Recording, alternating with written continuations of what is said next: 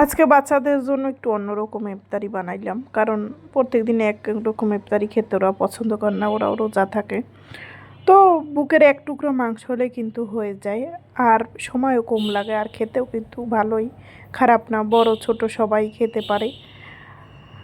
তো এখানে আমি মাংসগুলো এই যে কিমা করে নিছি আর কি, বুকের অংশটা।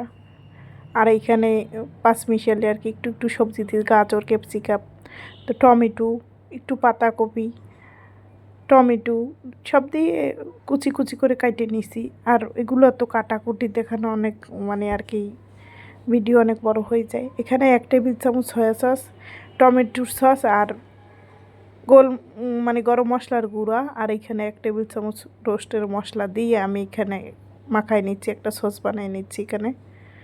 আর এখানে বাটার নিচ্ছি আমি। বাটারটা দিলেই স্বাদটা ভালো হয় আর কি বাচ্চাদের খাবারে। আর বাটারটা ফ্রিজ থেকে বের করছি, শক্ত তো। আর একটু গোলমরিচ গুঁড়ো করে দিলাম এখানে, তার ভিতরে বাটার দিয়ে দিছি, আর মাংসটা দিয়ে দিছি, একটু ভেজে নেব ভালো করে। একটু ভাজা ভাজা হয়ে গেলে আমি এর ভিতরে আদা দিচ্ছি, কুচি কুচি করে কাটা, রসুন, পেঁয়াজ, সামান্য একটু মরিচ দিয়েছি, কারণ আমার ছোট একটা বাবু আছে, ও খাবে এই জন্য। তো আর 1 টেবিল চামচ গুঁড়া দুধ দিছি।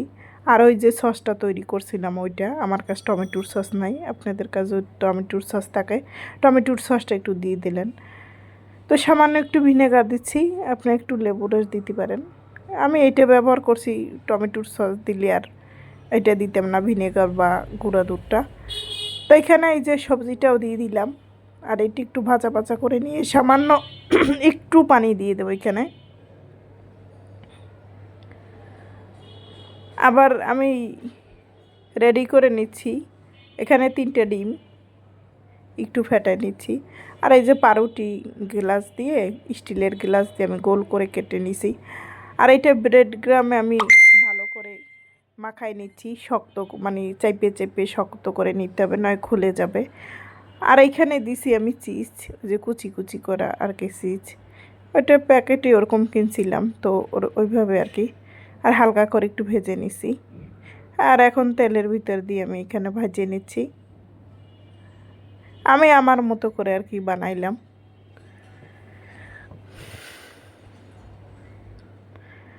আর বাসার সবাই খেয়ে বলছে অনেক ভালো হয়েছে। তো এটা আস্তে আস্তে করে ভেজে নিতে হবে, নয় ভিতরে আবার ওই যে ডিম আছে এটা কাঁচা থেকে যাবে। তো আমি এই তো কাটতেছি আর দেখাচ্ছি কীরকম হয়েছে। আর কিমাটাও কিন্তু আমার রেডি হয়ে গেছে। তো এইভাবে